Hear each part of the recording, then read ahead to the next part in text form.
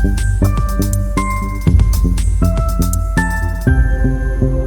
Viewers, நான் உங்கள் amyl. என்னோட வாய்ஸ் ஆஃப் அமில் யூடியூப் சேனலுக்கு உங்கள் எல்லாரையும் அன்புடன் வரவேற்கிறேன்.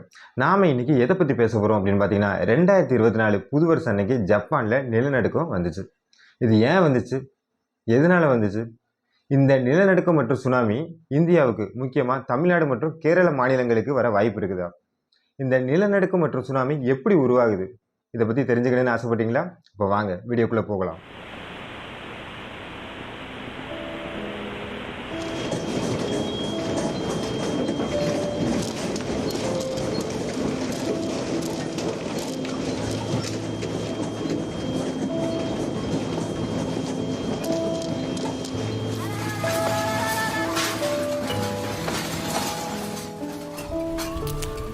哇，看到了，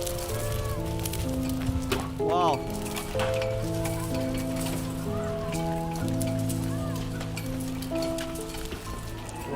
，ஜப்பானில் 2024 நியூ இயர் அன்னைக்கு எல்லாரும் தங்களோட புது வருஷத்தை சந்தோஷமாக கொண்டாடிட்டு இருந்த அந்த தருணத்தில் ஈவினிங் 4 மணிக்கு திடீர்னு பார்த்தீங்கன்னா கட்டிடங்கள் எல்லாமே அதிர்வடைய ஆரம்பிக்குது. சில வீடுகள் சரிய ஆரம்பிக்குது, சாலைகள் பிளக்கப்படுது, எல்லா பக்கமும் சைரன் சத்தம் ஒலிக்க ஆரம்பிக்குது. மக்கள் எல்லாரும் தங்களோட வீடுகளை விட்டு அலறி அடித்து ஓடி வெளியே வராங்க. சிலர் தங்கள் வீடுகளில் உள்ள டேபிள்களுக்கு அடியில் போய் ஒளிஞ்சிக்கிறாங்க. ஏன் இப்படி ஒரு சுச்சுவேஷன் அப்படின்னு கேட்டிங்கன்னா, அங்கே நிலநடுக்கம் உருவாகியிருக்கு.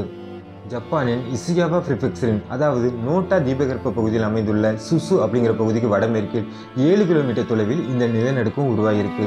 ரிக்டர் அளவுகோல்ல 7.5 பதிவாயிருக்கு.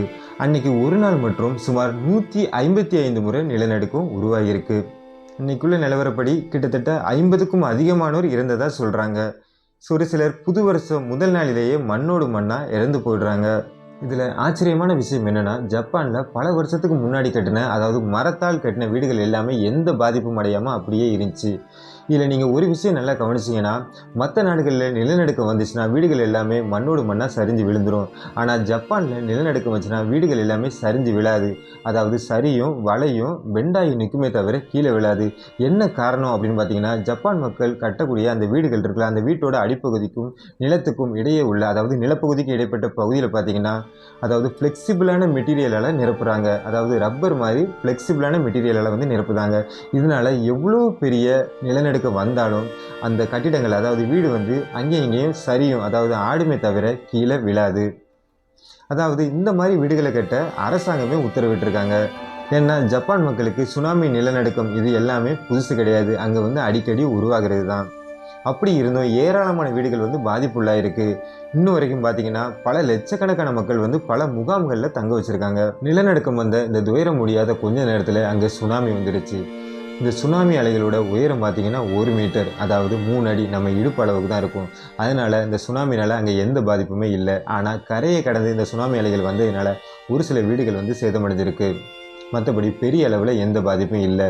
இந்த நிலநடுக்கம் மற்ற நாடுகளை வந்துடுதுன்னா ஜப்பானை விட பெரிய அளவில் பாதிப்பு அடைஞ்சிருக்கும். சரி, இப்போ நிலநடுக்கம் மற்றும் சுனாமி எப்படி உருவாகுதுன்னு பார்க்கலாம். நம்ம வாழ்கிற பூமி பார்த்திங்கன்னா கோள வடிவத்தில் இருக்குது, அதாவது ஒரு பால் மாதிரி சொல்லலாம். இதோட மையப்பகுதி பார்த்திங்கன்னா கர்வம்னு சொல்லுவாங்க. இந்த மையப்பகுதி அதாவது கருவில் என்ன இருக்குது அப்படின்னு பார்த்தீங்கன்னா, உருகு நிலையில் பாறை குழம்பு காணப்படும். அதுக்கு பேர் தான் மாக்மா. இந்த மாக்மா அப்படின்னா என்னன்னு பார்த்தீங்கன்னா, உருகு நிலையில் அதாவது அதிக வெப்பநிலையில் உருகு நிலையில் உள்ள உலோகங்களான நிக்கல் மற்றும் இரும்பு கலந்த கலவை தான் மாக்மான்னு சொல்லுவாங்க. அடுத்து பார்த்தீங்கன்னா, நம்ம வாழக்கூடிய இந்த புவியின் மேற்பரப்பில் பல தட்டுகள் காணப்படுது. அதுக்கு பேர் பார்த்தீங்கன்னா புவி தட்டுகள்னு சொல்லுவாங்க, அதாவது எர்த் பிளேட். நாம் வசிக்கக்கூடிய இந்த புவியின் மேற்பரப்பிலிருந்து ஒரு சில கிலோமீட்டர் ஆழத்தில் இந்த தட்டுகள் வந்து காணப்படுது. நான் ஏற்கனவே சொன்னேன், அதாவது இந்த புவி அந்த கோளத்தின் மையப்பகுதியில் வந்து பாறை குழம்பு மாக்மா காணப்படுதுன்னு சொன்னேன். அந்த பாறை குழம்புக்கு மேல் பகுதியில் இந்த தட்டுகள் எல்லாமே மிதந்துட்டு இருக்கு. இந்த புவி தட்டுக்கு நிறைய எக்ஸாம்பிள் சொல்லலாம். எக்ஸாம்பிள் பார்த்தீங்கன்னா இந்தோ ஆஸ்திரேலிய தட்டு, அப்புறம் யுரேசிய தட்டு, அரபிக் தட்டு, அப்புறம் சவுத் அமெரிக்கன் தட்டு, நார்த் அமெரிக்கன் தட்டு, இந்த மாதிரி நிறைய தட்டுகள் வந்து காணப்படுது. சரி, இப்போ பூமியோட மையப்பகுதியில் உருகு நிலையில் மாக்மா அதாவது பாறை குழம்பு காணப்படுதுன்னு பார்த்தோம். அதுக்கு மேலே புவி தட்டுகள் மிதந்துட்டு இருக்கு அப்படிங்கிற விஷயத்தையும் பார்த்தோம். இது இப்படியே இருக்கட்டும். இப்போ நாம் புவி வெப்பமயமாதல் அப்படிங்கிற ஒரு வார்த்தையை நம்ம அடிக்கடி கேட்டுக்கிட்டே இருக்கிறோம். அதாவது புவியின் மேற்பரப்பு வந்து வெப்பமடையுது, ஓசன் வந்து பாதிக்கப்படுது, இந்த மாதிரி விஷயங்களை நம்ம கேட்டுக்கிட்டு இருக்கோம். ஆக்சுவலாக பார்த்தீங்கன்னா நம்ம இப்போ எரிபொருளை வந்து அதிகமாக பயன்படுத்துகிறோம். அதாவது கார், பைக், இதோட யூசஸ் வந்து பார்த்திங்கன்னா அதிகமாகிட்டே போகுது. இதிலிருந்து வரக்கூடிய அந்த கரும்புகை இதனால் கார்பன் மோனாக்சைடு அளவு வந்து அதிகமாயிட்டே போகுது. இது போக பல தொழிற்சாலைகளிலிருந்து வெளிவரக்கூடிய கரும்புகை இதுவும் காற்றில் வந்து கலக்குது. இதனால் நம்ம புவியின் அதாவது நம்ம பூமியோட மேற்பரப்பில் பார்த்தீங்கன்னா கார்பன் மோனாக்சைடு அளவு வந்து இன்க்ரீஸ் ஆகிட்டே போகுது. இதனால் ஓசோன் படலமும் பாதிக்கப்படுது. புவியின் மேற்பரப்பின் வெப்பமும் அதிகமாயிட்டே போகுது. நான் ஏற்கனவே சொல்லியிருக்கேன், நம்ம பூமியோட மைய பகுதியில் வந்து பாறை குழம்பு அதிக வெப்பநிலை மற்றும் கொதிநிலையில் இருக்குன்னு. ஸோ இந்த வெப்பமும் அதில் ஆட் ஆகும்போது என்ன ஆகும் அப்படின்னு பார்த்தீங்கன்னா பாறை குழம்பு இன்னும் அதிகமாக கொதிக்க ஆரம்பிக்கும்.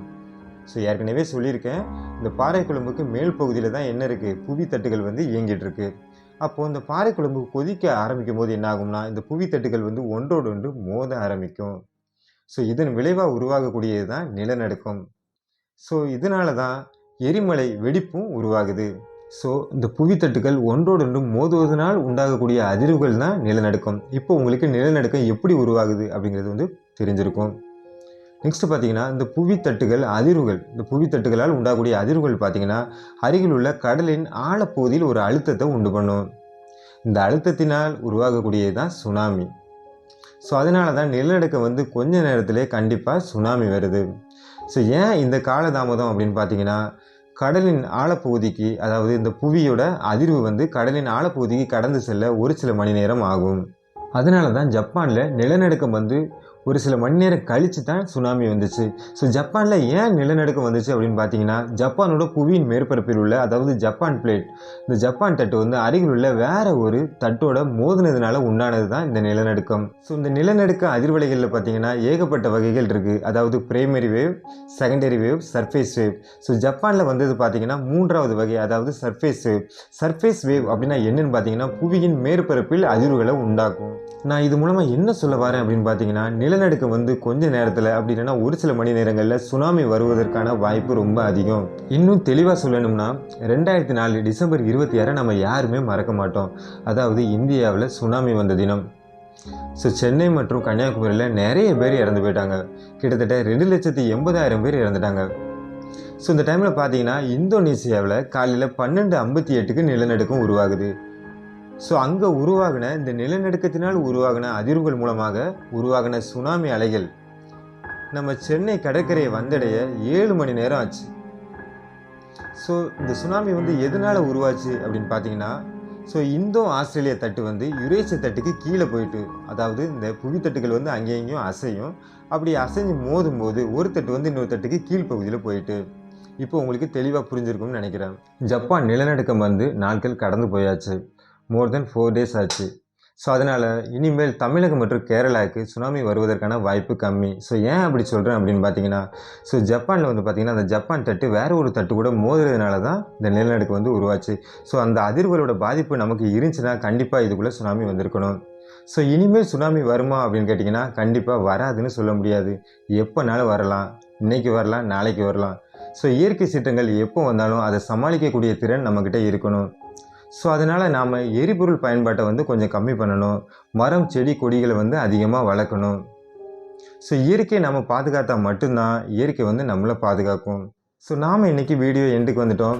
இந்த வீடியோ உங்களுக்கு பிடிச்சிருந்ததுன்னா லைக் பண்ணுங்கள், கமெண்ட் பண்ணுங்கள், சப்ஸ்கிரைப் பண்ணுங்கள். நெக்ஸ்ட் இதே மாதிரி ஒரு சூப்பரான டாப்பிக்கோட நான் உங்களை சந்திக்கிறேன். நன்றி.